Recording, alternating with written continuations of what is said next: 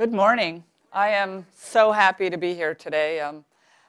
When I was first approached to speak, in my mind, I was like, why me on mass media? And then it occurred to me, I'm perfect. I'm old. I was around before mass media hit the masses. But just to set the record straight, I was not around when the lightning bolts hit the first rocks and we had our first news blast. The party's over. Mass media is defined as any form of communication, such as television or newspaper, that reaches a large group of people. And how do I know that's true? I read it in the newspaper. For me, in my 24 years in media, I've known that it's all moving very fast and often at what seems like the speed of light. Mass media is a huge topic. It encompasses every aspect of every person's life. Mass media affects me on a personal level as a consumer of media, and then I'm also very fortunate to work in a company that's involved in media. Every day, we are bombarded by media messages through television, through radio, our emails, print, billboard, websites, our own phones. As I began to prepare, I knew I only had 15 minutes, and I knew it was a topic that you could talk about for days. So today, I'm going to talk to you about mass media and the effect that it's had on one little newspaper and me. When I envisioned my talk, I pictured this nice, neat timeline, and as I began to prepare, I realized that was not going to be the case. Nothing that's happened in media, especially in the last 15 years, has happened simultaneously. It's all happening quickly and fast. So this will be an unorderly tale. The little newspaper was first published in October of 1962. I was 6 years old. Mass media for me was my mother yelling out the back door, "Barbara Jean Lemon, did you lock your brother in the chicken coop?" I don't know why she always thought it was me.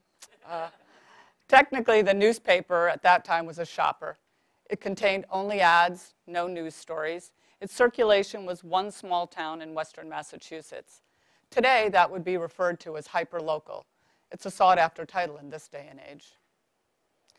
At this time, the internet was about 7 years from being launched, according to Wikipedia. The legacy medias, television, newspaper, and radio, they ruled the world. No hyperlocal here. They wanted their consumers, they were big, and they wanted their consumers and their advertisers to know it. For me, I watched television.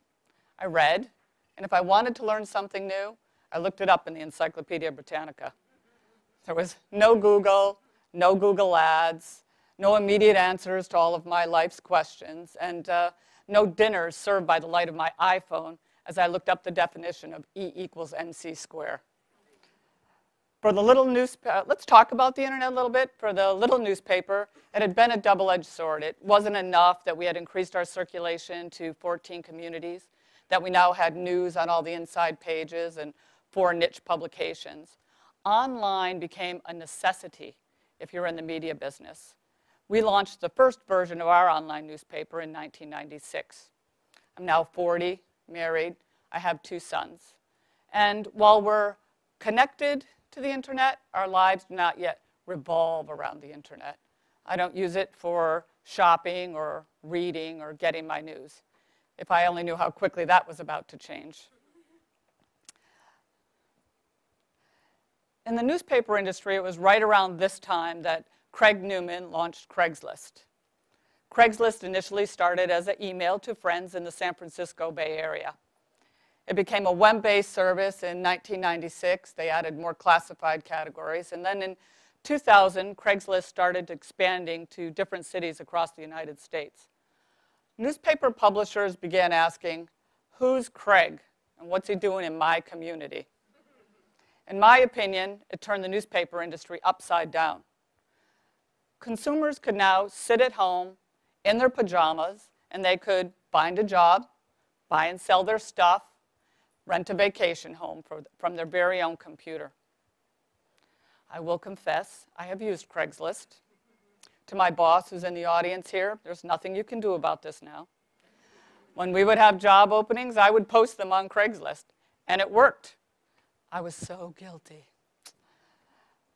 Newspapers joined forces about this time and began offering classified networks as a way to compete. In 2003, the little newspaper started a new division called the National Newspaper Network. They specialized in the selling of these classified networks.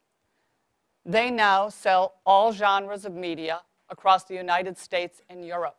They've entered the world of mass media. I joined the newspaper in 1995. Back then it was just newspaper, no website. It was about words and print and images. In 2002, the little newspaper began building websites using the relationships that we had with our advertisers and the need for businesses to reach a broader audience. We had the resources. We could write content. We had journalists. We could create images. We had graphic designers. And we'd been designing our website since 1996.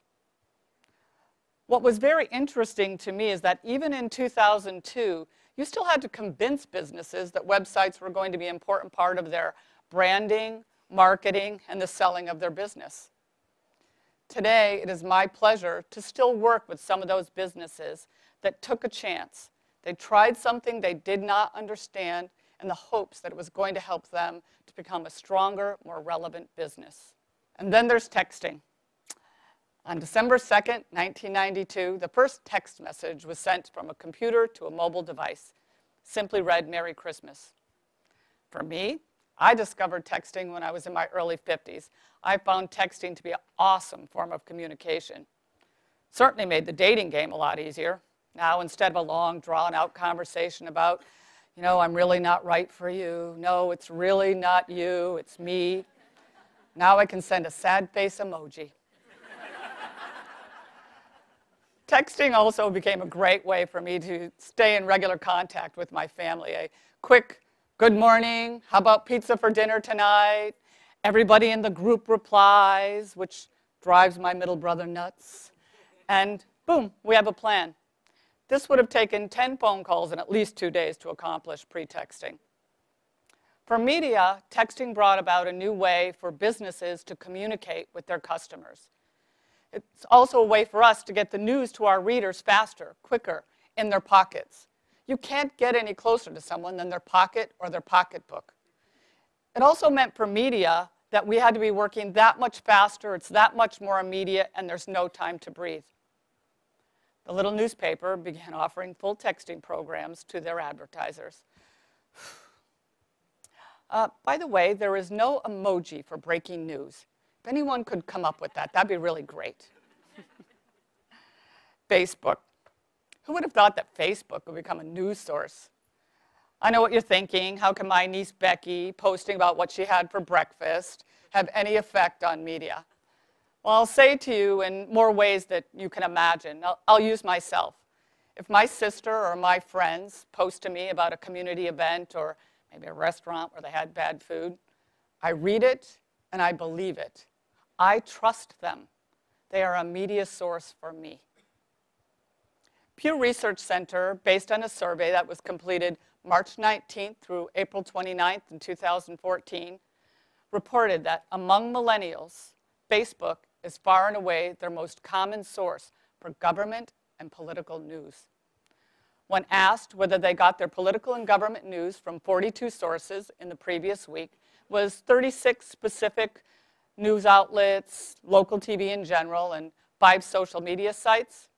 6 in 10 web-using millennials, at 61%, reported getting political news from Facebook. That was 17 points higher than their second choice, CNN. Okay, so now it's not enough for television, radio, and newspaper. They needed to be liked. It wasn't just about having good news or affordable ways for businesses and their customers connect. It wasn't about having good audits. Nope, now we have to be liked. It was around 2010, the little newspaper had begun networking with other newspapers across the country that were beginning to embrace the new media technologies available for consumers. A small group had started digital agencies within their newspaper organizations. They started by offering search engine marketing and digital advertising through their own newspapers. My awesomely wonderful boss, the one in the audience, came to me and said, "Barb, we're launching a digital agency."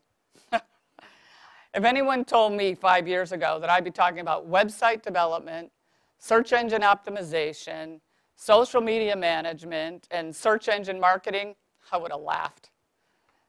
In 2012, the little newspaper opened its own digital agency.